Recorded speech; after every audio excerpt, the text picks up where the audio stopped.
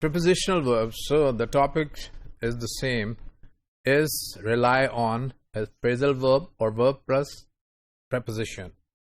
So in other words, we can say the structure of such VP plus or V plus preposition or VP string is indeterminate. It may be either 11A or 11B. So we can have it in brackets. So VP is rely, and then prepositional phrases on plus a noun phrase.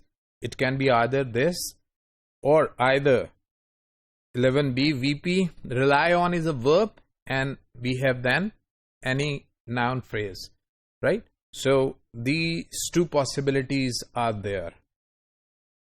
The duality of the structure of rely on may be captured by combining two structures into one. For example, thus the structures represented by 11A and 11B are combined in a tree diagram 11C.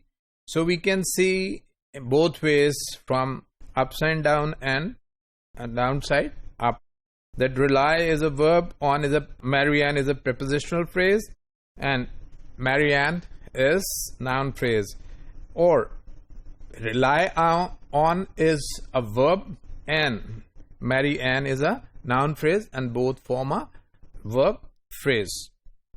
Traditionally, strings such as rely on are called prepositional verb. That means that a verb with a preposition. They share grammatical characteristic with verb plus prepositional phrase string as well as phrasal verb. So they have both possibilities. Other example of prepositional verbs are look at, look for, look after, call on, call for, deal with, account for, and there is a long list of such verbs which may be either phrasal verb or verb plus preposition, and you come across such verbs or pair of words either as working as one word or two word in your daily life, while reading, while writing, while speaking, right? So but there is little difficulty when you use them, especially when you are in using these things in your speech. But however, analysis is always difficult when you analyze and try to fix their place.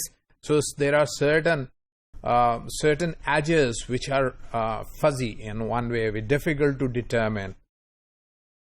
So insofar as prepositional verbs are two-word verbs, they resemble transitive phrasal verbs such as bring in and call up, right? Because then comes after them comes a noun phrase which function as their direct object.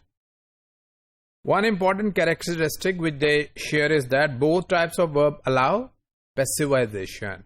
Whether you take them as phrasal verb plus noun phrase or verb plus prepositional phrase, both can be converted, both sentences or both structures, formations can be converted into passive sentences. For example, we can say Marianne brought in the Times. The time was brought in by Marianne. So the vicar can rely on Marianne. Marianne can be relied on by the vicar. So we can see that both can equally be put it into passivize. So moreover, both types of verb allow WH question formation with what or who, not with when or where. So we know that what or who can be used for noun as direct object. For example, what did Marianne bring in? So what? Who can the vicar rely on, right? So what we have seen so far, that this structure rely on is little indeterminate because it resemble to arrive plus a prepositional phrase verb, this type of verb, and bring in, bring and in as a particle. So this resembles to bring in.